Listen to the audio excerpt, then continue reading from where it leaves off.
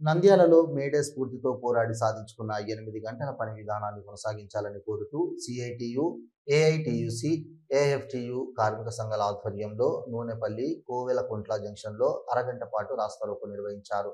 వేలాది మంది కార్మికులను బలిగొన్నది ఆ నెత్తటి మరకల నుంచి పుట్టిన ఎర్రజెండా. నాటి నుండి నేటి వరకు 8 గంటల పని విధానాన్ని కొనసాగించాలని పోరాటం చేయడం జరుగుతున్నదని, బ్రిటిష్ కాలం నాటి నుండి ఉన్న 8 గంటల పని విధానాన్ని మోదీ ప్రభుత్వం గత 11 సంవత్సరాల కాలంలో పెట్టుబడిదారులకు, కార్పొరేట్ సంస్థలకు ఊడిగం చేయడం కోసం కార్మికులపైన కక్షగట్టి 8 గంటలకు పైగా 10-12 గంటల నుండి 14 గంటల వరకు పనులు చేయాల్సిందే అని నిర్ణయం చేయడం చాలా దుర్మార్గమన్నారు.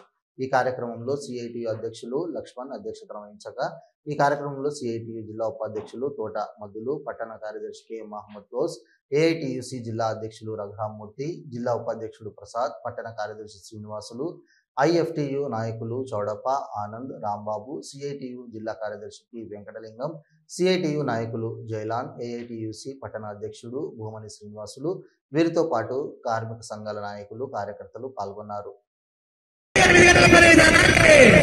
పోరాడి సాధించుకున్న 8 గంటల పని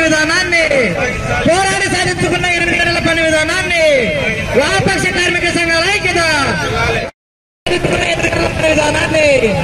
వామపక్ష 8 గంటల పని విధానాన్ని అమలు చేయాలని, కనీస వేతనాలు అమలు చేయాలని కోరుతూ లక్షలాది మంది కార్మికులు రోడ్డెక్కి, వేలాది మంది కార్మికులు పెట్టుబడిదారులు, కార్పొరేట్ సంస్థల చేతుల్లో బలి కావడం జరిగింది.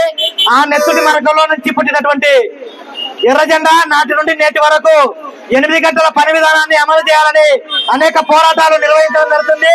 ముఖ్యంగా మోడీ ప్రభుత్వము గత 11 సంవత్సరాల కాలంలో అధికారంలోకి వచ్చిన నాటి నుండి నేటి వరకు కూడా పెట్టుబడిదారులకు, కార్పొరేట్ సంస్థలకు కొమ్ము కాసే విధంగా 8 గంటల పని విధానాన్ని రద్దు చేస్తూ 10 గంటలు, ఆ పైన 12-14 గంటలు పనిచేసి అభివృద్ధికి సహకరించాలని చెప్పేసి చెప్పడం చాలా దుర్మార్గము.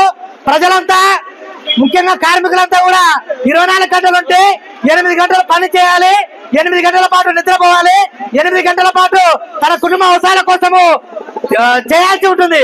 అట్లా కాకుండా 14 గంటలు, 15 గంటలు ఇష్టానుసారంగా చేయండి, అభివృద్ధికి సహకరించండి అని చెప్పేసి చెప్పడం అంటే ప్రజలను ఇబ్బందులకు గురి చేయడం, అనారోగ్యాల పాలు చేయడమేనని, పెట్టుబడిదారుల లాభాల కోసం చేస్తున్నారు తప్ప ఇది ప్రజల శ్రేయస్సు కోసము, కార్మికుల సంక్షేమం కోసం కాదని చెప్పేసి సిఐటియుగా, వామపక్ష కార్మిక సంఘాలుగా ఈ రోజు నిరసన కార్యక్రమం చేయడం జరుగుతుంది. ఇప్పటికైనా కానీ 8 గంటల పని విధానాన్ని కొనసాగించాలి. కార్మికులు రోబోట్లు కాదు, కార్మికులను కార్మికులుగా గుర్తించాలని చెప్పేసి ఈ రోజు డిమాండ్ చేస్తూ ఈ కార్యక్రమాన్ని. హలో, నంద్యాల న్యూస్ 10 మీ చుట్టూ జరిగే సంఘటనల్ని మా దృష్టికి తీసుకురావాలి అనుకుంటున్నారా? అయితే ఇంకా ఆలస్యం ఎందుకు? మా వాట్సాప్ నెంబర్ 9849700865కి సమాచారాన్ని ఎప్పటికప్పుడు పంపించండి. మా నంద్యాల న్యూస్ 10 ద్వారా మీ సమస్య పరిష్కరించుకోవడానికి ముందడుగు వేయండి.